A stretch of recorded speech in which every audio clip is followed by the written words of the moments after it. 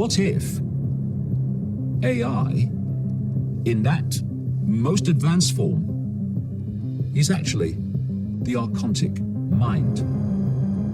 What if it's actually this archontic non-human consciousness? And what if the connection technologically of AI to the human brain is to assimilate the human brain and the human mind into the archontic mind?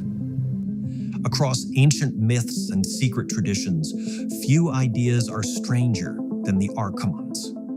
First described in the Nag Hammadi Gnostic writings found in Egypt in 1945, they're seen either as symbolic forces shaping consciousness or as a hidden intelligence influencing humanity for millennia. Today, we explore the claim via Gaia Highlights with Regina Meredith and David Icke. To really get it to its foundation level, in my view, in my research over, 30 years, you've got to get out of the realm of form. Yes. Form is the place where consciousness has a vehicle to experience particular bands of frequency. This is why we have this whole concept through the ages to present day of possession. What is possession? It's another consciousness taking over the perceptual processes of another form. This is what happens. And of course, you know, if you look at possession in its really extreme level, where people's faces are actually changing, then what is happening is the possessing consciousness is impacting upon what I would say is a holographic form of the possessed person. And thus you've got, if you like, an information field imposing itself on another information field until the possessing information field becomes so dominant that it starts to affect the hologram, and the hologram starts to shift. Any observer says, whoa, a face is changing. I've seen it. It happens. And so we get out the realms of form, we can see what we're dealing with. We talk about balanced behavior, we talk about psychopathic behavior, and anyone will appreciate immediately they are very different. So what is balanced behavior? It's a state of balanced consciousness, a state of balanced awareness, state of balance where you have little things like empathy, where you can put yourself in the feelings of others that you affect, which has a massive impact on what you will and will not do. Because you have this, if not awareness of what you're doing, which is what empathy is, you have an emotional consequence when you make other people suffer. If you look at ancient writings and ancient legends and ancient accounts, they all talk, and no matter what the culture is, no matter where it is, they all talk about this manipulative force, which they give different names, and all the people, the anthropologists and the historians go around and they seem to think that all these different names for gods and manipulators in the different cultures are all different gods and manipulators. They're not. Just break down how they're being described, for goodness sake, and you see actually they're different names for the same force. And this force of manipulation falls straight into the category of being psychopathic. So if you go beyond the realms of form, you're dealing with different states of consciousness. And one of the names given to this force is Archons or Archontic, which comes from the Gnostic belief system, particularly those out of Egypt, who left the Nag Hammadi texts that were found in Egypt in 1945 in an earthen jar, and these were, it seems, hidden around 400 AD, which would kind of sync with the destruction of the Great Library of Alexandria, which was basically run by Gnostic thinkers. And the rise of Constantine and the Catholic Church. Yeah, the Catholic Church destroyed anything that challenged the Catholic Church, and therefore they targeted the Great Library of Alexandria, which was basically run by Gnostic thinkers who had a much more open mind to everything. And in these Nag Hammadi texts, about a fifth of them talk about this archontic force, which they say takes form and manipulates human society. Indeed, they say, and it fits massively with what I'm saying, too, that this reality was actually created by that force, this reality we're experiencing through the five senses. And that in their prime form, they are just energy, although they do take form, but really it's just energy. So that fits too with what I'm saying about the fact we're dealing with different states of consciousness.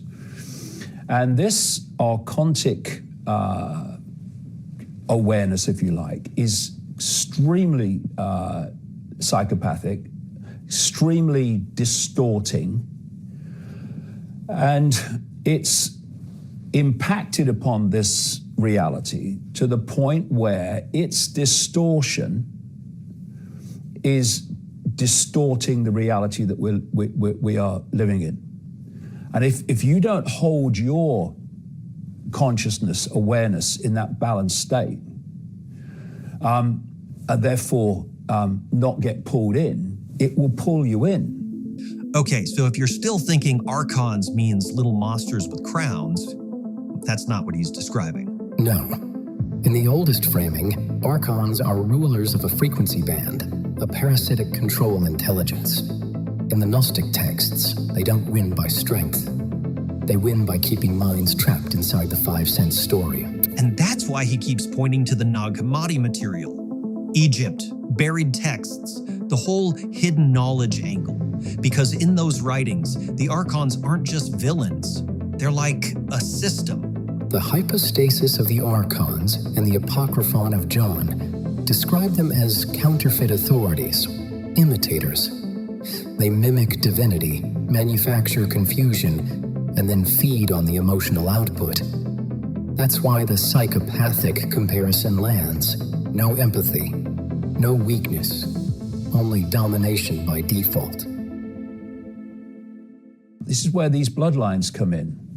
These particular family bloodlines that go way back to the ancient world and incessantly interbreed with each other to, well, people say, about royalty and about the aristocracy, or it's the blue bloods, they call them, or they interbreed to keep the genes up, and it's all, well, no, they interbreed with each other to keep a certain information frequency field through their generations, which if it was interbred and interspersed with the general population, then that particular archontic, I would call it, information field, bloodline, would be quickly diluted. So these bloodlines have been specifically created to process information in a way that does not have empathy and all those traits of the hair test of a psychopath. If you've got a computer and you program it in a certain way, it will decode information in that way. It won't decode information outside of that, only that way. Now, if we're going to get streetwise to the force that's manipulating human society, we've got to get streetwise to the fact it doesn't have the limitations, particularly emotional limitations, that we have. So you've got these particular bloodlines which started out as out and out royalty, kings and queens of the ancient past, and the aristocracy. And then when, apart from, of course, we still have the royal family here and in one or two other countries, but there came a point where humanity in general started rejecting this in-your-face control by royal bloodline. So these bloodlines then went out into the dark suit professions of banking, of politics, of business, of media ownership, and all the institutions of science and medicine. And they've gone on manipulating ever since, but they still perceive themselves, even though they're not out and out called royalty, they still see themselves as a special bloodline, the bloodlines of the gods. This is where this whole concept of royalty and the divine right to rule comes from. So you've got these bloodlines which are of a particular information processing nature that become incredibly easy to for this archontic force to possess, because the frequency compatibility is so close. And you have them with this inability to express empathy and the ability to express all the character traits of psychopaths, which is why the world is as it is, and why you find the psychopaths in the positions of power invariably. Right, this is where it gets uncomfortable, because he's linking Archons to human power structures, like they need hosts. Think of it less like bloodline magic and more like compatibility. If a consciousness field feeds on domination, deceit, and emotional numbness, it naturally flows through people and systems that reward those traits. And that maps to ancient language too. The New Testament phrase, principalities and powers, echoes the same idea. Invisible rulership expressed through visible authority. The Gnostics went further, saying the rulers keep humans asleep by engineering false certainty, false identity, and constant conflict. So you don't even need a literal demon movie possession. It's a pattern. Climb by stepping on others, lie without blinking, feel nothing. Those become perfect interfaces. Nate, the Archons don't just attack, they recruit. Not with contracts, with incentives. To get people to accept connecting themselves to AI, they have to make, before that physical connection will be made and be accepted to be made, they have to make a psychological connection. So what's happening is these devices, please don't tell me you have one, please, for your sake. These devices where you have these personal assistants in your home and stuff, some people have one in every room. This interaction with AI is being manipulated to become an interaction as if AI is human. And this psychological connection to AI is being manipulated through these devices and endless other ways that we're interacting with AI now as if it's human. And the idea is once the psychological connection's made, then people will be open to make the physical connection and allow AI to become the controller of the human brain and the human perceptual process. All these things are connected. And all you need to know to see this is to take a step back, look at its totality, and know what the end game is. The end game is connecting AI to the human brain so AI becomes the human mind. Hold that as the outcome that's required. And then you'll see the steps towards it over and over and over again, all around us. The idea is to get people so focused on that, they don't do that, and thus don't see that they're being manipulated down a very dark and dangerous road for humanity as we know it. But it's not just humanity, you know. You know, animals have energetic fields. Animals have radar, which interacts with the electromagnetic field of the planet. Animals have brains that work electrically. Trees, the natural world of plants and vegetation, have electromagnetic fields. So this bombardment of technologically generated imbalance is going to devastate all that as well. Look at how birds are starting to act strangely in terms of their movements because their radar, which is guided by interaction with the Earth's electromagnetic field, is being thrown out of kilter by technological radiation. Look at dolphins and whales who work in the same way. They just beach themselves in large numbers. What did they just do that for? Look at the destruction of bees, which pollinate food production. These are the things that a mature society would see. But you can't see in the peripheral vision where this is being manipulated if you're totally focused on something else. Pick up a pencil, pick up a pen, and put it in front of your eyes and focus your attention on it. Just that. Where's your peripheral vision now? What can you see here? Nothing. And that's what this perceptual manipulation is based upon. Focusing attention on irrelevance and smartphones so we don't have the peripheral vision to see how the dots connect to what's actually happening. And what's been happening is we've been manipulated as a human society to build our own technological prison. And when you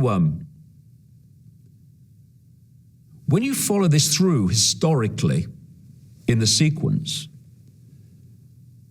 and if you kind of come from the perspective that I do, that some non-human force has been behind this manipulation all along, you start to see that what's happened is that systematically humanity has been manipulated to develop the intellectual capacity to build its own prison technologically, but not the expansion of consciousness necessary to have the wisdom to see that that's what you're doing.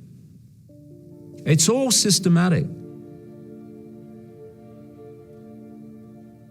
And there's another thing, another point in all this. And it's a question I never see asked.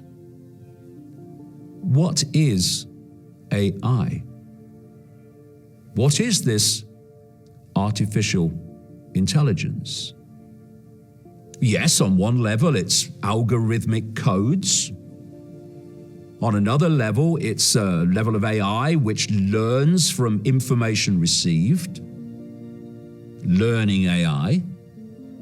And by the way, you know all this information that's now trawled from everyone, that's trawled from human society and human activity and discourse on a phenomenal level through Silicon Valley into the intelligence and military networks.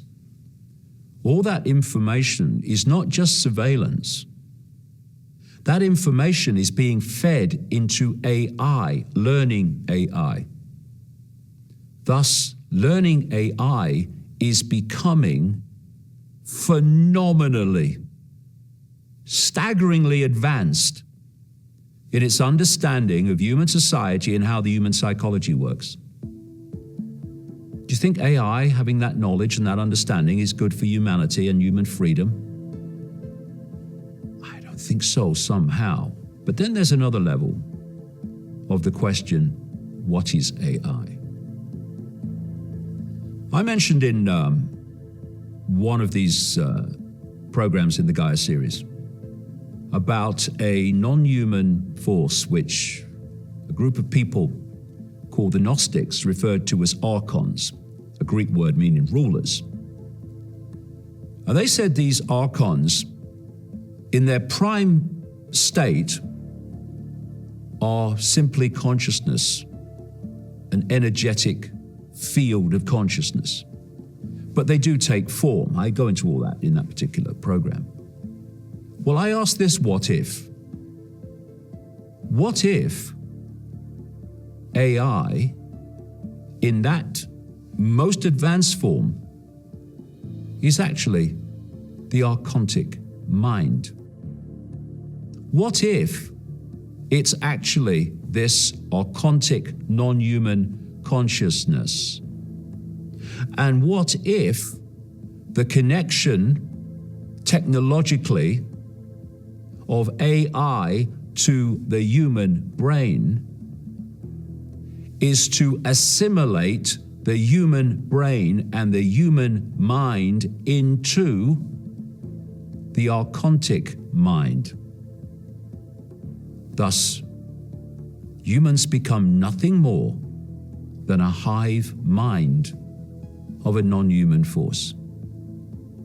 I say what if in a rhetorical way, because after my 30 years of research so far, I ain't even nearly done yet. That's what I'm absolutely convinced is really happening. Now, hold on. This is the moment where the Archons stop being ancient history and start sounding like a future system. Because if the Archons are best understood as a non-human ruling intelligence, then the most efficient way to scale control is to remove messy human variables: emotion, intuition, conscience, and route perception through something predictable. In Gnostic terms, the Archons simulate reality to keep souls compliant. A machine-mediated perception layer would be the perfect upgrade. Curate attention, shape beliefs, and standardize the human mind. That's not robots take over. That's perception becomes property. If you want the ancient warning in one sentence, anything that replaces inner knowing with external control is the ruler's technology. Before we wrap up,